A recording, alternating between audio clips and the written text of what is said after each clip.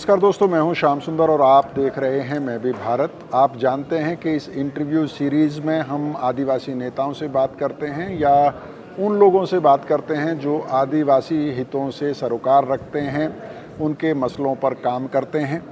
और आज मेरे साथ बेहद ख़ास मेहमान मौजूद हैं। आपको बता दूं कि मैं भी भारत की टीम आज मध्य प्रदेश की राजधानी भोपाल में मौजूद है और हमारे साथ इंदर सिंह परमार इस वक्त मौजूद हैं। सर, आपका बहुत बहुत स्वागत है। इंदर सिंह परमार के बारे में मैं बता दूं कि वो हायर एजुकेशन के मिनिस्टर हैं। इसके अलावा वो टेक्निकल एजुकेशन का विभाग भी संभालते हैं और आयुष विभाग भी उनके पास है। तो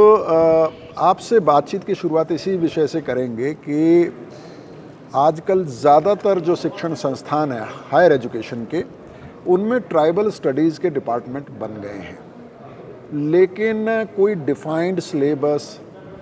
या जो ट्राइबल स्टडीज़ में जो रिसर्च करना चाहता है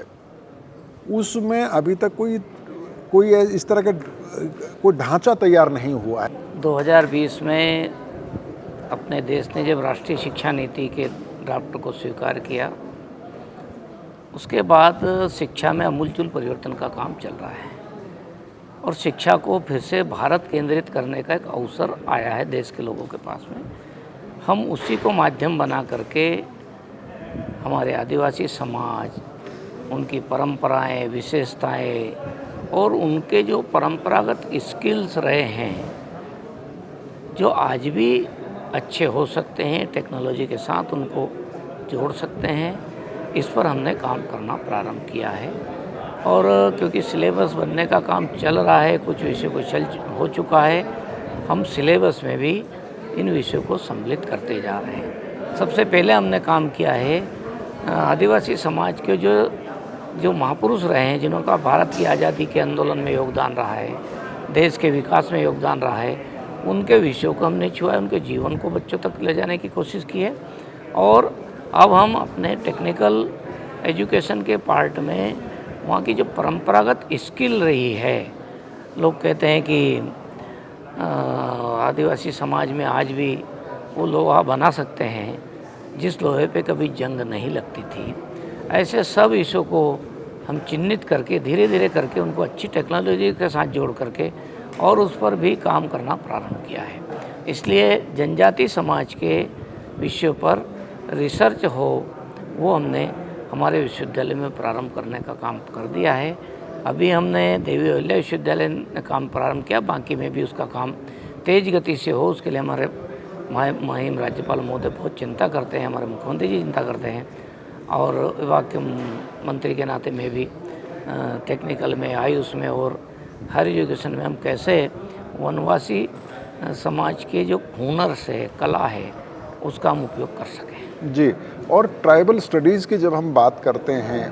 तो एक बड़ा चैलेंज ये आता है कि आदिवासी इतिहास की बात हो या आदिवासी परंपराओं की बात हो, आदिवासी कस्टमरी लॉज की बात हो,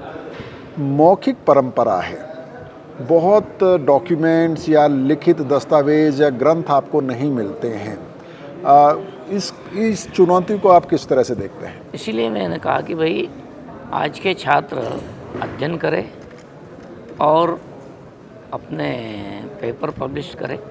उनकी परंपराओं पर करें, उनकी स्किल पर करें और रिसर्च करके हम उनको एथेंटिक वो बना करके हम क्या क्या लाभ ले सकते हैं शेष समाज के लिए, शेष देश के लिए और दुनिया के लिए, हम उनके हुनर का कैसे उपयोग कर सकते हैं। और ये मैं परंपरा के रूप में नहीं देखता हूँ, मैं तो इस रूप में देखता हूँ कि एक जीवन पद्धति है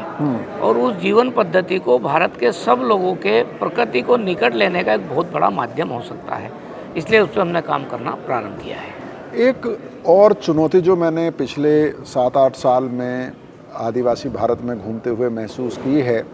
कि जो रिसर्च हो भी रही है आदिवासी विषयों पे, जो पीएचडी स्कॉलर्स हैं या और स्कॉलर्स हैं, उसमें प्राइमरी डेटा कम है, यानी कि फील्ड स्टडीज़ कम हैं और लाइब्रेरी में जो पहले से उपलब्ध किताबें हैं या यात्रा वृत्तांत हैं या गैजेट्स में जो चीज़ें कही गई हैं उसी को आधार बना के लिखा जा रहा है। नहीं, अभी जो परिवर्तन हो रहा है, बेसिकली जो हमारे वनवासी आदिवासी ज़िले हैं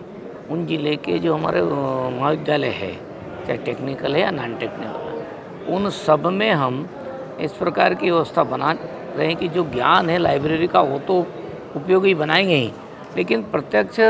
वहाँ का समाज के साथ में ऐसे उनके हुनर है तो उनका अध्ययन करना, ऐसी उनकी परंपरा है तो उनकी श्रेष्ठ जीवन पद्धति है उनका अध्ययन करना, यानी प्रत्यक्ष फील्ड के काम के आधार पर ही हम सारे पाठ्यक्रम और वो सब तैयार करा रहे हैं। लेकिन एक बड़ी चुनौती ये रहती है फील्ड वर्क में कि मान लीजिए एक कोई स्टूडेंट तय करता है कि मुझे ट्राइबल स्टडीज़ में पीएचडी करना है किसी भी विषय पे, वो उनके किसी परंपरा के बारे में हो सकता है, किसी नृत्य संगीत के बारे में हो सकता है, या उनका जो ट्रेडिशनल नॉलेज है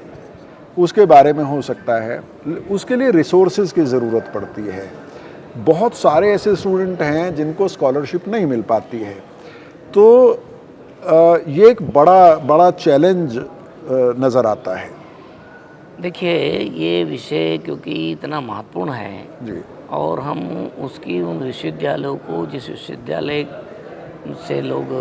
रिसर्च करना चाहेंगे, पीएचडी करना चाहेंगे,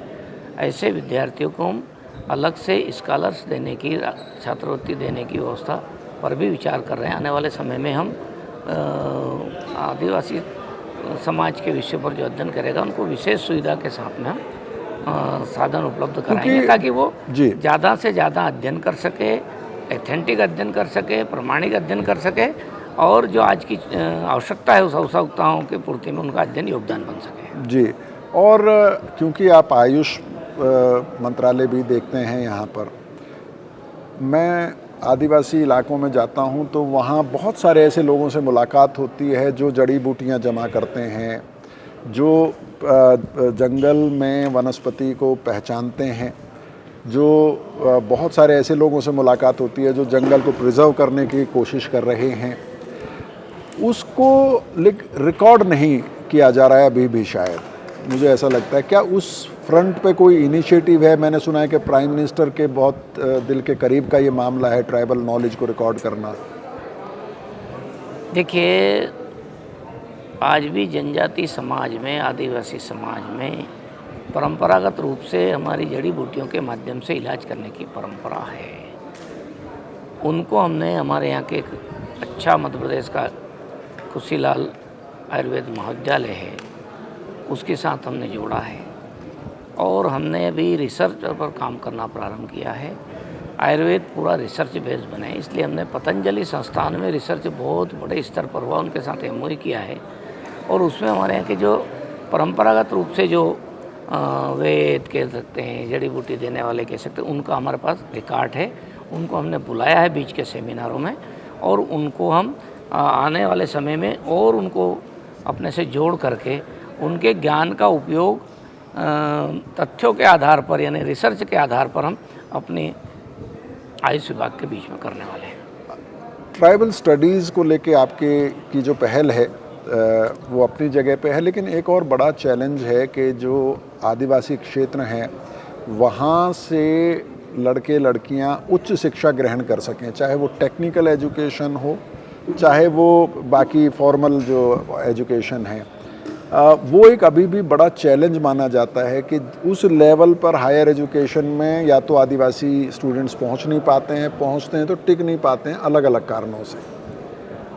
देखिए, गवर्नमेंट की ओर से तो स्कूलों की संख्या बहुत बढ़ाई गई है, अच्छे स्कूल भी अभी स्थापित किए हैं और हायर एजुकेशन में भी हमने नीचे तक कॉलेज खोलने का काम किया। अभी हमने खरगोन में अपना एक विश्वविद्यालय स्थापित किया है ताकि वहाँ के बच्चों को निकटतम स्थान से अच्छी शिक्षा मिल सके, कोशिश कर रहे हैं। लेकिन मुझे जो लग रहा है कि भाई